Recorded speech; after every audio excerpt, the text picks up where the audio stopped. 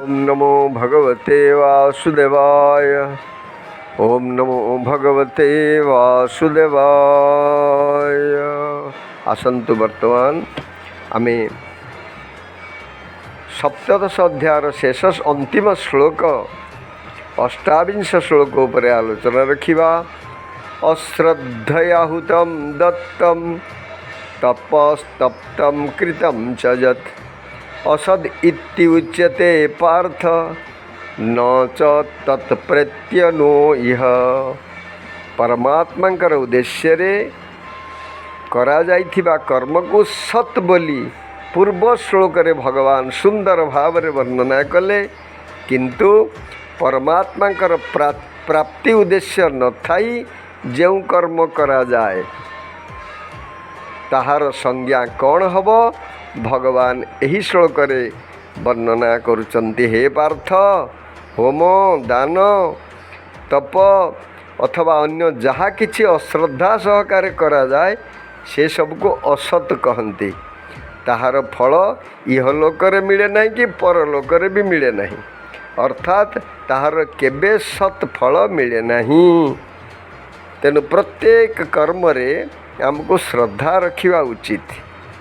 श्रद्धा कहिले वेद वाक्य एवं गुरु वाक्य रे श्रद्धा रखिबा ही श्रद्धा।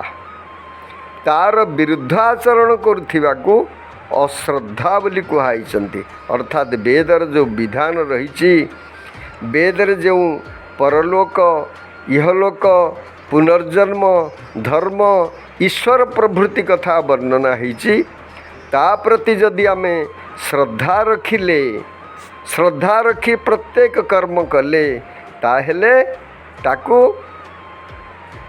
निश्चित भाव रे सत्फल मिलता है। किंतु तार ओलटा जदि अश्रद्धा रखिबा, एगुड़िक प्रति आमर श्रद्धा रहिबो नहीं, ताहेले आमको किछि फल मिलिबो नहीं, शून्य हो जिवो। तामाने बारबाटी चाष करी किछि फसल धान इत्यादि अमल हब नहीं। कली रे समस्त लोक एभली हेबे, बहुत लोक मेजॉरिटी लोक एभली हेबे जो माने कौनसी शास्त्रीय विधि को मानिबे नहीं। एगुड़ाक ता मन को होउची भगवान भगवान केही नहांती। एभली अश्रद्धा व्यक्ति विषय गोस्वामी तुलसीदास महाराज अति सुंदर भाव रे वर्णना करिसंती। वरण धर्म नहीं आश्रमचारी, श्रुति विरोधरत सब नर नारी। कलिजुग रे वर्ण धर्म रहे नहीं कि आश्रम धर्म रहे नहीं। चारि वर्ण चारि आश्रम वेदरे वर्णना होइछन्ति। ब्राह्मण क्षत्रिय वैश्य शूद्र एवं आश्रमचारी ब्रह्मचारी गृहस्थ वानप्रस्थ सन्यास ए कौनसी कथा लोक कली रे मानिबे नहीं। एगुड़िक प्रति अश्रद्धा रखिबे। असद इत्युच्यते पार्थ न च तत् प्रत्यनो ह्य। अश्रद्धा सहकार जहाँ किछि यज्ञ आदि शास्त्रीय कर्म करा जाए से सब असत अटे। ताहार फल इहलोक रे मिले नहीं कि परलोक अर्थात जन्म जन्मांतर रे मध्य ताको किछि मिले नहीं। तात्पर्य हला सकाम भाव रे श्रद्धा ओ विधिपूर्वक शास्त्रीय कर्म कले इहलोक रे धन वैभव स्त्री पुत्र इत्यादि लाभ होई पारे एवं मृत्यु परे स्वर्गादि लोक प्राप्ति होई पारे। सही कर्म निष्काम भाव रे यदि विधिपूर्वक कले अंतकरण शुद्ध होई परमात्मा को प्राप्ति हुए। किंतु दीटी जाग जदि अश्रद्धा भाव रे करा जाए ताहले सेमानकु ए भितरु कौनसी फल मध्य मिले नहीं। सकाम फल मिले नहीं कि निष्काम फल मध्य मिले नहीं।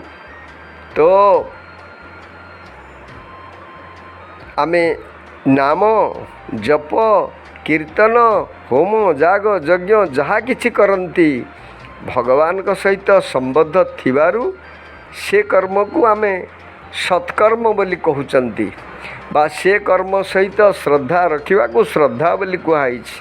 तेणु ताकू उपासना आमे आज उपासना को माने विधिहीन भाव अश्रद्धा भाव करने द्वारा ता फल आज आम पाखे ओल्टा पहुँची। पूजा पार्वण इते कथा चलला परे मध्य बड़ एकादशी संक्रांति अमावास्या रे पठाण छाप लगे आउ परिश्रा दौथिबा अपवित्र अभक्ष्य खाइबापई आमे मांस काटिबा दुकान रे लाइन लगेइचंती। यार परिणाम निश्चित भाव रे हमको भोगिबा को पड़िबो। तेणु वेद वाक्य गुरु वाक्य रे श्रद्धा रखंतु। कौनसी एपट सेपट हुअंतु नहीं। अर्थात आउ कौनसी पंथा नान्य पंथा विद्यते येनाय वेदर स्पष्ट भाव में कहुई। आउ कौनसी पंथा नहीं। आपण टीवी रु शुणी बा कौठू किए कहीदेला बा पड़िशा वाला शिरडी पूजा कला आपण ताको फूल चंदन मारिले आउ कहले श्रद्धा सबुरी। या द्वारा केवल नर्क ही केवल भोग हब, अशेष जन्मर पुण्य क्षीण हब। यह स्पष्टीकरण भाव में भगवान श्लोक निर्देश करिसंती। या पर मध्य कहिसंती जह शास्त्र विधि मुत्सृज्य वर्तते काम कारतः न स सिद्धिमवाप्नोति न सुखम न परांगतिम। सुख मिलिबो नहीं कि गति मध्य मिलिबो नहीं। जय जगन्नाथ स्वामी की। ओम नमो भगवते वासुदेवाय। ओम नमो भगवते वासुदेवाय। अंगानि जस्य सकलेन्द्रियवृत्तिमन्ति पश्यन्ति पान्ति कलयन्ति चिरं जगन्ति। आनन्दचिन्मय सदुज्ज्वल विग्रहस्य गोविन्दमादिपुरुषं तमहं भजामि। गोविन्दमादिपुरुषं तमहं नमामि।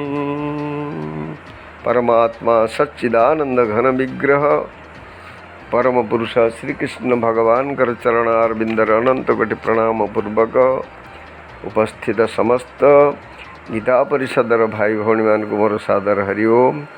आज आम सप्तदश अध्यायर सप्तविंश श्लोक उपर आलोचना रखिबा। यज्ञे तपसि दाने च स्थितिः सदिति चोच्यते कर्म चैव तदर्थीयं सदित्येवाभिधीयते। भगवान आनंद निधि अर्जुन को वर्तमान आउ थे पुणी स्पष्ट कर दौरान यज्ञ तप दान रूपक क्रिया प्रति थिबा जो स्थिति बा जो निष्ठा व्यक्तिर थाए ताहा मध्य सत कहा जाए एवं सही परमात्मा के निमित्ते कृत कर्म को मध्य सत कहा जाए। आमे यज्ञ करती गीतारे भगवान मध्य वर्णना करिसंती। ब्रह्मार्पणम ब्रह्म हवि ब्रह्माग्न ब्रह्मणाहुतम ब्रह्मेव तेन गंतव्यम ब्रह्मकर्म समाधिना। याकू ब्रह्मकर्म बोली कहुई कारण एठी ये समस्त कर्म ब्रह्मंक निमित्त उद्दिष्ट होइथिबा हेतु ये समस्त ब्रह्ममय यज्ञ ब्रह्म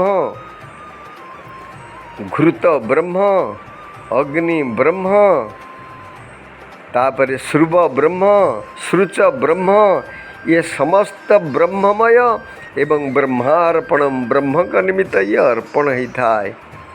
एभली भावरे जो श्रेष्ठ कर्म जो निष्ठा ताको मध्य सत बोली कहुई। तापरे तप आमर जो तपस्या रहुची तपस्या आम कौन पाई करिवा। परमात्मा आम पाखे सबुबले विद्यमान अच्छन्ति ताको प्राप्ति निमित्त आम तपस्या करिवा। तपस्या तांको प्राप्ति निमित्त तपस्या करा जाए नहीं। तांको पाई जो बाधक अच्छी से बाधक दूर पाई आमे तपस्या करती। अतएव तांको निमित्त यही तपस्या होइथिबारु यही निष्ठा को मध्य सतनिष्ठा बोली कुहाଯାଏ। तापरे दान, आमे काहाकू दान करिवा। जो दान आमे दियंती आमे भावंती आमे महादानी, एवं जे दान नौचंती सी होचंती जाचक बा से जड़े भिकारी। एक कथा भाविबा भूल। जड़े महात्मांकर भाषा रे अति सुंदर भाव रे कहिसंती, हेले जी दान दौचंती सी भी दान नौचंती। सत्स्वरूप परमात्मांकर सत्ता तम भितर थिबा हेतु जत सत्वाद मृषे बभाति सकलम रजो जथा हे भ्रम। सत्स्वरूपी परमात्माकर सत्ता थिबा हेतु तमे क्रियाशील होउच। तेणु तमे जो दान दौच ताहा सत्स्वरूप परमात्माकर उपस्थिति हेतु ही संभव होउची। एवं सत्स्वरूपी परमात्माकर नारायणकर जो सत्ता अच्छी से सत्ता को मध्य आमे दौचंती। तेणु एभली निष्ठा को मध्य सत् कहा जाई थाए। एठी सतर विचार एभली भाव रे मध्य करा जाई थाए। एवं सही परमात्माकर निमंते जेते कर्म करा जाउची, जत करोसी जदस्नासी जज्जुहोसी ददासी जत तपस्यसि कौन्तेय तत्कुरुष्व मदर्पणम। ये समस्त भगवत समर्पित होइथिबा हेतु ये समस्त सत् बोली कुहाइचंती। तेणु भगवानकर प्रीत्यर्थे यज्ञ दान तप आमे सबु ही केवल तांकरी प्रीत्यर्थे करिवा उचित। जदि संसार सहित संपर्क रखी गुड़िक करागला ताहले संपूर्ण निष्फल हो, ताहा असत्रे परिणत हो। तेणु आमे सत्संग कला बेले बा कौनसी यज्ञ दान तप कला बेले केवल परमात्मा को निर्दिष्ट करी, परमात्मा को निर्देश करी एवं परमात्मा प्रीत्यर्थे ये सब कर्म करिबा उचित। फलरे आमको मोक्ष परमानंद प्राप्ति होता है एवं सत्स्वरूप परमात्मा संपर्क स्थापन होता है। जय जगन्नाथ स्वामी। ओम नमो भगवते वासुदेवाय। ओम नमो भगवते वासुदेवाय। वर्तमान आमे अष्टाविंश श्लोक पाठ रखिवा। अश्रद्धया हुतं दत्तं तपस्तप्तं कृतं च यत् असद् इति उच्यते पार्थ न च तत्प्रत्यनो यः। अश्रद्धया अश्रद्धारे हुतं कृत होम दत्तं प्रदत्त दान तपः तप तप्तं आचरित कृतं करा जाए च एवं जत जहा किछि असत असत इति बोली उच्यते कुहा जाए। पार्थ हे पार्थ न नाही च मध्य तत् ताहार प्रत्यय मृत्यु परे नो नुहे इह एठारे। आउथरे पाठ रखिवा। अश्रद्धया हुतं दत्तं तपस्तप्तं कृतं च यत् असद् इति उच्यते पार्थ न च तत्प्रत्यनो इह। श्लोकार्थ है हे पार्थ, जो यज्ञ दान तप एवं कर्म अश्रद्धापूर्वक करा जाए ताहाको असत कहा जाए। ताहा एही लोकरे अर्थात इह लोकरे एवं मृत्यु पर मध्य परलोकरे मध्य लाभदायक हुए नहीं। जय जगन्नाथ स्वामी।